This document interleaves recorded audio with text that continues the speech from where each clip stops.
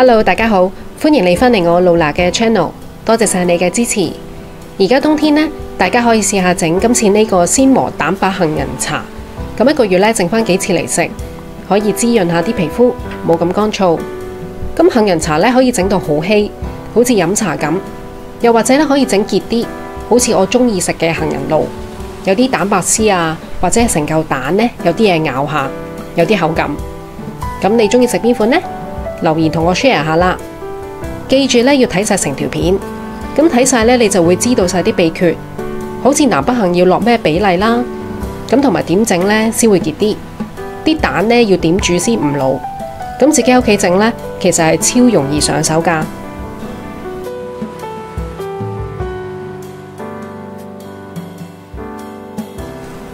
出名食杏仁茶嘅糖水鋪呢，要成40幾蚊一碗。咁而家呢，我哋用20幾蚊呢，就整到5、6碗又香又濃嘅杏仁茶或者杏仁露。咁啊，同屋企人啊同埋 friend 食呢，一齊養顏下啦。咁個糖水呢，仲有樣好喎，就係你買定啲南北杏放喺屋企呢，隨時整都得，就唔使話要出去買新鮮嘅材料先整到。我之後都會繼續拍片呢，同大家一齊整下嘢食嘅。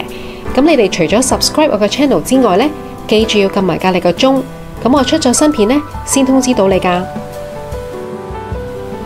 大家好忙嘅時候呢，想食下杏仁茶或者飲下杏霜呢，可能都會用啲杏仁粉呢，好方便咁樣呢去沖啲嘢飲啦，或者係整下糖水。咁但係你哋呢，有時間呢，都真係試下自己用杏仁去鮮磨個杏仁茶出嚟飲下啦，因為特別香濃嘅。咁而家啦，我哋一齊睇下啲材料。南北杏嘅比例呢，今次我就用咗6:1，白米呢就40克，水呢就800毫升，但係都要睇返你自己想要幾結幾稀呢去調節一下啦。咁冰糖都係啦，睇下你落幾甜。咁仲有呢，就2隻蛋嘅蛋白。咁材料方面呢，就係咁多啦。咁用具嚟講呢，我哋就要準備隔渣袋啦，同埋攪拌機。有啲雜貨鋪或者連鎖店呢，都會預先撈好咗啲南北杏，咁為咗方便啲客。咁啊，提下大家啦，如果你諗住買呢啲撈好咗嘅話呢，就要了解清楚南北杏嘅比例。咁啊，呢個標籤呢，上面就寫住南北杏嘅比例呢係4:1。咁同埋呢，提咗你呢，煮之前就要撈好。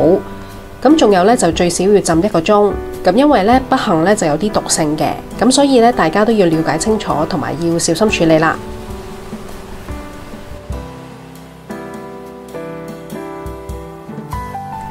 今次我就喺雜貨鋪度散買啲南北杏，咁自己返去呢，先溝6:1嘅份量。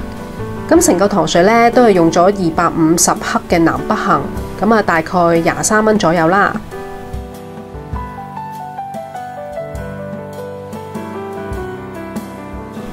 我細仔又主動做我助手，咁而家佢對肥嘟嘟嘅手又同大家見面啦。大家好，我係 Reagan。我好鍾意同我媽咪整嘢食㗎。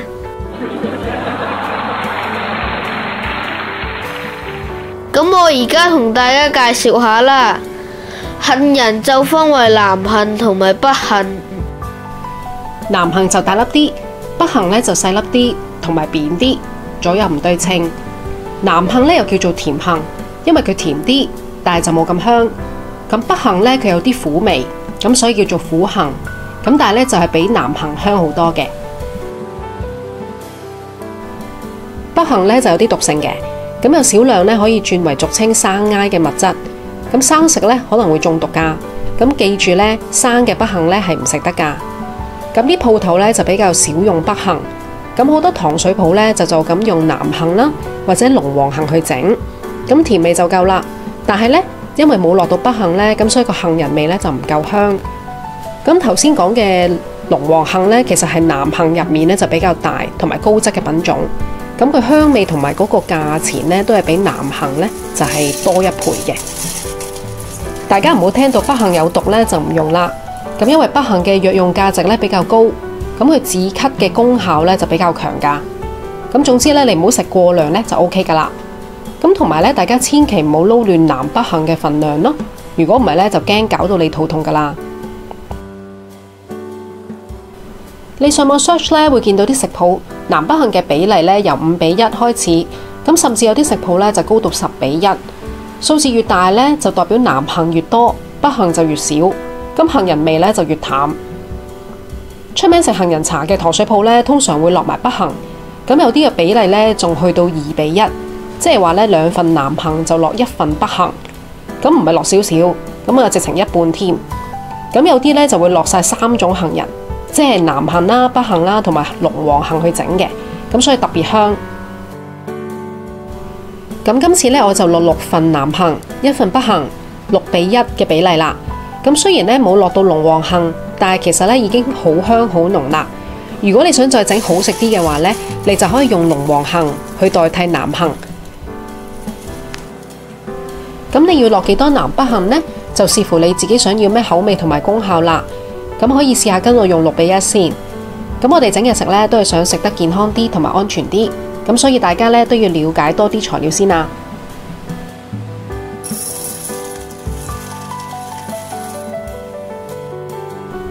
除咗南北杏之外咧，我哋就落埋白米。咁落白米咧就會令到個杏仁茶綿啲、滑啲同埋濃啲。咁唔使落生粉呢，個杏仁茶都會結啲㗎。咁仲有啲米香味添。仲有落啲水，幫我哋調翻杏仁茶嘅稀結程度。想食啲甜嘅話呢，就要落埋冰糖。咁中醫咧就認為冰糖清潤啦，咁同埋可以滋潤我哋個肺、止咳、去痰。咁比起砂糖咧就好好多㗎。仲有咧，我哋要落埋蛋白，咁希望可以增加個厚度，有啲顆粒咧食落去就多啲口感，咁同埋咧就會飽肚啲嘅。咁點先可以將北杏嘅毒性減少呢？咁呢度有幾招，我哋一齊睇下啦。咁首先咧就洗好晒啲南北杏，咁咧就一定要用清水去浸透啲杏仁，咁啊最少浸佢4個鐘。過夜咧就仲好添，咁因為浸咗佢咧就可以幫個北杏排毒。第二咧，如果啲北杏咧有皮嘅話咧，就可以首先去咗個皮啦。有時間嘅話咧，你可以去咗個尖，咁或者咧將佢打碎佢。咁因為呢啲毒素咧係集中咗喺個北杏嘅表皮同埋個杏仁尖尖嘅。咁第三咧就用啲滾水去煮透佢，咁煮咧就可以令到北杏咧釋放嗰啲俗稱生挨嘅物質啊。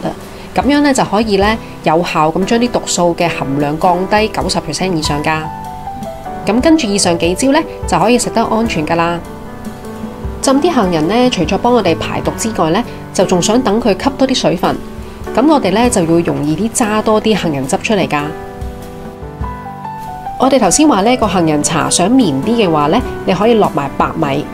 咁你可以浸杏仁嘅時候咧，就另外再浸下啲白米。咁梗係洗好咗啲米先去浸啦。咁同埋咧，我浸完白米嗰啲水咧，我就唔愛嘅。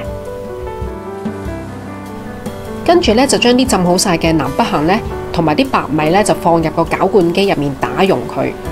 咁浸杏仁啲水咧就記住唔好抌喎，就放埋落去一齊打。咁你睇我呢部咧咁細嘅攪拌機咧都整到。咁不過咧就要分幾次去打啦，同埋用多啲時間。咁如果你屋企咧有大部啲嘅攪拌機咧就仲好啦，咁啊可以一次過，咁同埋有啲靚嘅攪拌機咧可以仲打得更加滑嘅，咁啊所以更加好啦。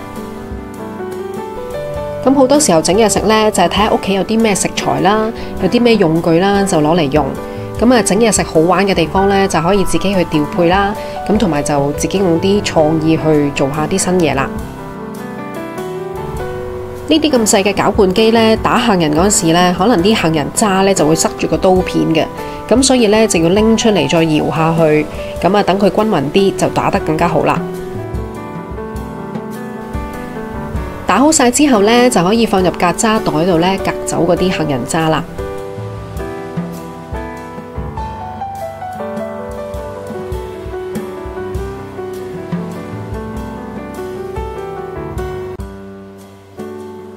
我又嚟幫媽咪手啦！大家記住，倒啲渣落個袋嘅時候，要加返啲水，咁先至會容易啲揸多啲杏汁出嚟㗎。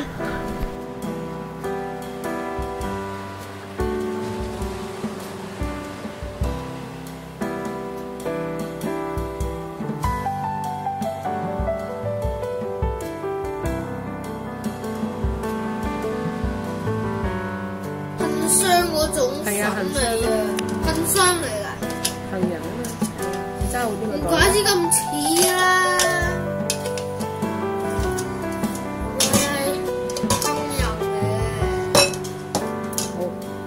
一人要揸翻得，揸點樣揸？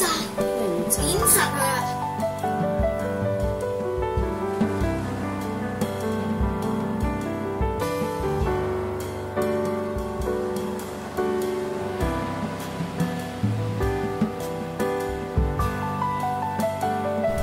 咁呢個時候呢，就最緊要洗乾淨對手，咁或者你戴翻手套呢，就用手去揸啲杏仁汁出嚟，咁啊大力啲揸多啲杏仁汁出嚟。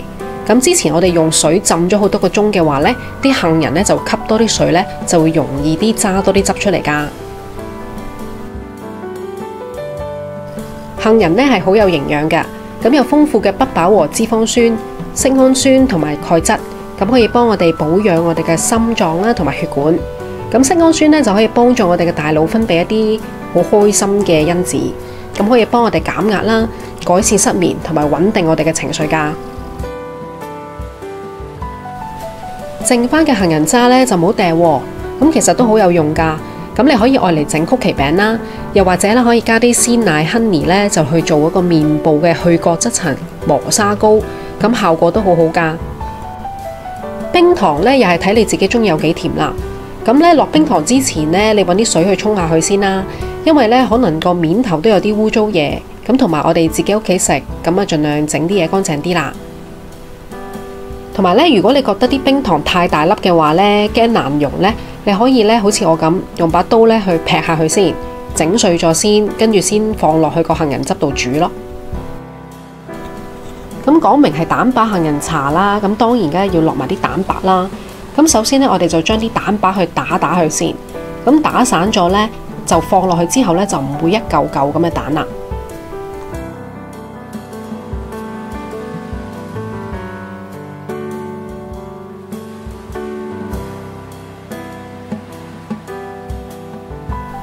咁我哋咧就開中細火去煮溶晒啲冰糖。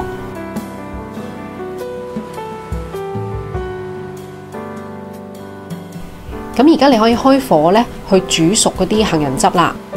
咁啊，全程我大概用12分鐘左右啦。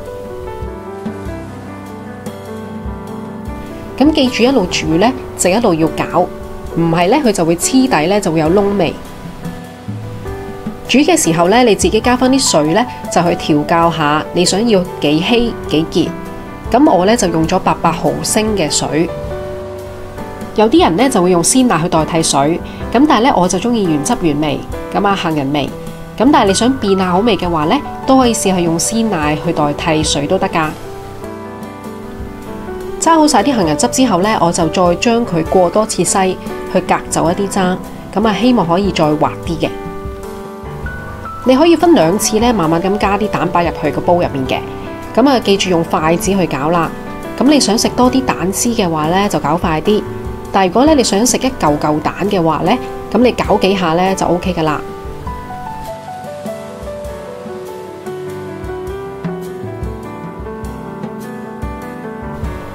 咁你攪到咁上下咧就熄火啦。咁啊等一陣2-3分鐘咧，等啲蛋白咧熟晒咧就可以出餐噶啦。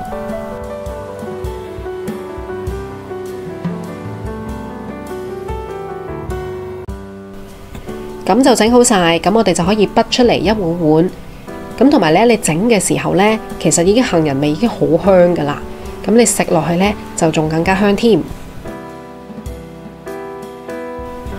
咁今次想同大家分享嘅鮮磨蛋白杏仁茶咧，就已經整完啦。其實真係好簡單。咁啊，只需要咧就係用啲耐性咧，就將啲杏仁汁揸出嚟。咁其實揸嘅時候咧，嗰啲杏汁咧都可以去滋潤你對手添。